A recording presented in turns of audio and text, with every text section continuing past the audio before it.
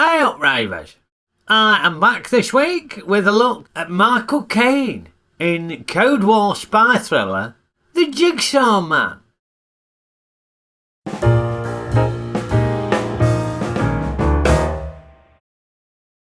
Yes, Sir Philip Kimberley, former head of the British Secret Service, has defected to the Soviet Union, but one day he's told by his paymasters that he served his purpose. Basically, they're going to bump him off. Or should I say, to the outside world, they're going to make it look like they've bumped him off. But actually, they need him to go back to the UK, undercover, with a new identity, to get hold of some secret documents or some such. But Kimberley, he don't want to do it. He ain't happy about it.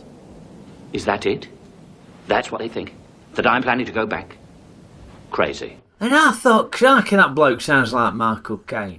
And they back him into a corner. You know, officially, he's going to be dead. So this bloke can't carry on living his normal life. And instead, he has to have plastic surgery to change his appearance and create a new identity. And of course, daft of me, it is Michael Caine. It's Michael Caine. After the surgery, he's Michael Caine. And at this point at film, I thought, this seems familiar, This seems familiar. And I'd asked my lad Dean, who told me that many years ago, we hired this film from the video shop. Yeah, I saw the box, thought it'd look exciting, a good family film, we'd go into it. And apparently, we managed to get this far into it, and I turned it off because I thought it was going to be shit. And the kids would be bored rigid. So, we did hire it, but never watched it. So I didn't have a clue what happened. But imagine my surprise when the next scene sees Michael Caine doing a training montage.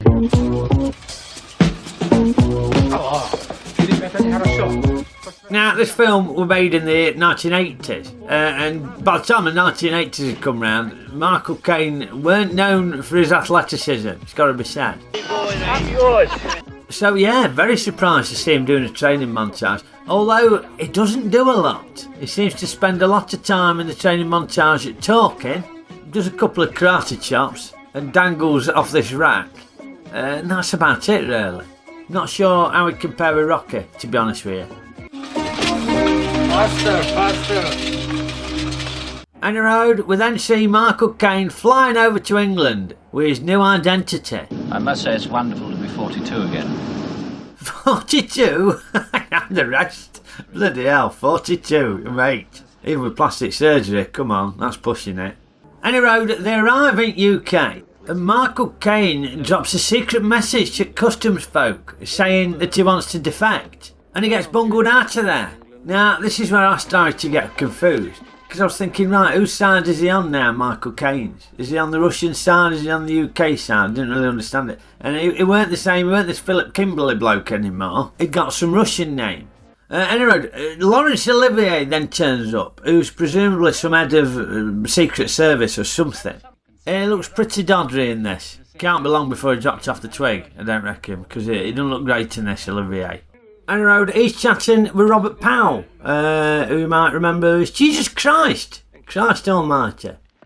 Now, I'll be honest with you, at this stage, I fell asleep. I dozed off. And when I came round, Robert Powell, Jesus Christ, as you might know him, he was talking to Charles Gray, who were in some of the Bond films. But Charles Gray didn't have his wig on. Don't know why. Don't know who Charles Gray was, let alone while they were both in dressing gowns in his bathroom. But from what I could make out, Robert Powell, coincidentally, had obviously been knobbing Michael Caine's daughter, played by Susan George. Now, she's also been living under a false name because she didn't want folk to know she was the daughter of the bloke who defected to the Russians. It's all very confusing. I tell you what else was confusing. Michael Caine, he meets up with his daughter again, but she just calls him Philip all the time. Philip. Don't be stupid, Philip. Philip! Philip, can you hear me? Philip! My kids are in their 40s now, but if either of them called me Raymond, I'd give them a round of I can tell you. And as I say, I didn't have a clue what was going on by this point. Michael Caine seems to be in hiding, being looked after by some folk who know his daughter. But then for some inexplicable reason, he murders one of them. Obviously that training montage came in handy with them karate chops, didn't it? So I don't know why he murdered him. And then, in and amongst me falling asleep, Michael Caine got dressed up as a vicar for some reason. There were a car chase through a safari park that ended with Michael Caine's car flipping over and being attacked by baboons. And then there were a little gunfight that saw Charles Gray cop it and Michael Caine get shot and all. But Michael Caine manages to survive conveniently. And then at the end, Laurence Olivier is visiting him by his hospital bed. And they seem to be matey. I thought they were against each other. I don't know. But there they are laughing and joking. Everybody seems to have forgotten the fact that Michael Caine murdered a bloke 20 minutes earlier. Okeydoo, on to Ray's ratings. And it's fair to say I weren't expecting a lot from this, especially after I remembered that we'd previously eyed it and given up watching it. But Michael Caine's in it, Laurence Olivier, Robert Powell, and good folk in it. So I were hoping for at least a 2-star film. And I've got to say, I did not have a Scooby what were going on. Fell asleep on a couple of occasions. Thoroughly confused. This, for me, absolute shite. So I'm rating The Jigsaw Man a 1-star, 2-star film. Without a doubt, the highlight of the film for me was seeing Michael Caine in a training montage. That were a big surprise. And I were wondering, how does the Jigsaw Man's training montage compare with some of the classic training montages that you see in the Rocky films? So, it's time to pop over to the supercomputer. Yes, the supercomputer. And it's programmed to calculate a training montage factor. Now, this is based on a number of different criteria. Firstly, how many locations do they have in the training montage? Secondly, how many outfits does the bloke wear?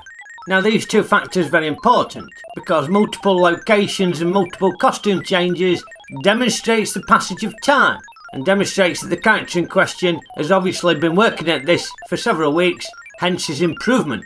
Now, lastly, we have to factor in the number of exercises that are featured in the montage. This demonstrates how wide-ranging the character's training is and how hard they're working. Now, I didn't factor in the music of the training montage. Some of you might be thinking, oh, you should factor that in, Raymond. Well, no, because it's very subjective, the music, and I weren't sure how to quantify that, so that ain't in there. Now, those different criteria are all multiplied together to produce the total training montage factor. Anyway, without further ado, let's take a look at Rocky. The original Rocky, some folks say, is still the best. Now, in Rocky, there's 3 locations.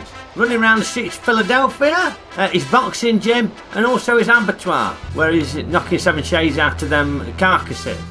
He's got 4 outfits in this training montage, including the iconic grey tracksuit. And there were 6 different exercises, a lot of running. So let's see what the supercomputer calculates here for the training montage factor for Rocky. 72. 72 for Rocky. Righty-ho, on to Rocky 2. 5 training locations for Rocky 2, including his backyard, where he's running around chasing after them chickens. 4 different outfits again, including some very natty headbands, as you can see.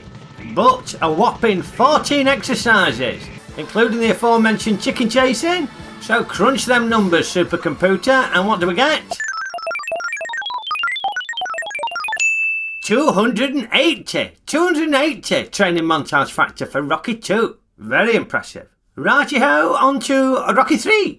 Just 3 locations this time, but a lot more outfits. 7 different outfits for him, including this ridiculous looking crop top.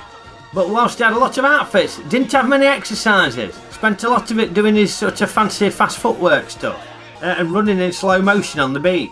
So what training montage rating do we get for Rocky 3? Oof, gone down a bit there. 147 for Rocky 3. Now, I've only done up to Rocky 4, so this is the last one. I've not seen Rocky 5, I don't know what that's like, or the other ones. They might be crap, I don't know. But Rocky 4, here we go. Now, for Rocky 4, technically, there were 2 training montages with 2 different songs. But it should be acknowledged that half of them training montages were the baddie Ivan Drago doing his training. So I've cut him out of the equation. Drago's out, so I'm only focusing on Rocky's training, but I have merged the 2 training montages together to make a super montage, if you will, for the purpose of the calculations. 3 locations. Mostly he's in his log cabin and running around Russian countryside. 6 different outfits, so a few costume changes for him there. Now, when it comes to the exercises, there is a whopping 19 different exercises. So that is a big number to go into the equation. So what training montage factor do we get for Rocky 4? 342! 342! That is big. That is big.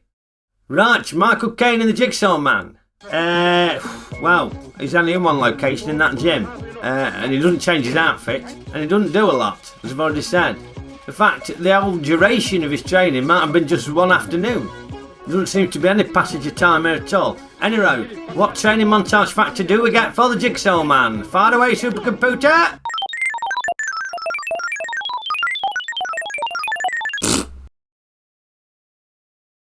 Oh, Michael.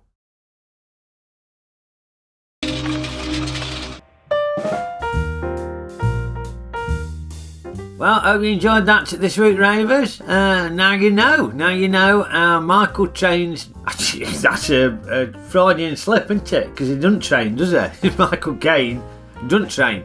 Michael trains Caine in montage. No, Michael Caine's training montage. Yeah, now you know how it rates against the Rocky ones. Crap. Anyway, yeah, he ain't Michael trained, is it? Bless him. But there you go. So if you liked the video, poke the like button, give it a good old poking, share, rate reviews with your mates, and subscribe if you ain't already a subscriber. Much appreciated, thank you.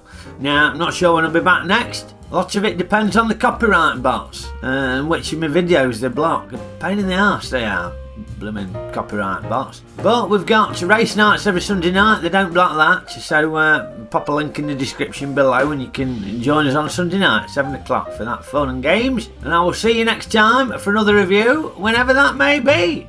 Okeydoo!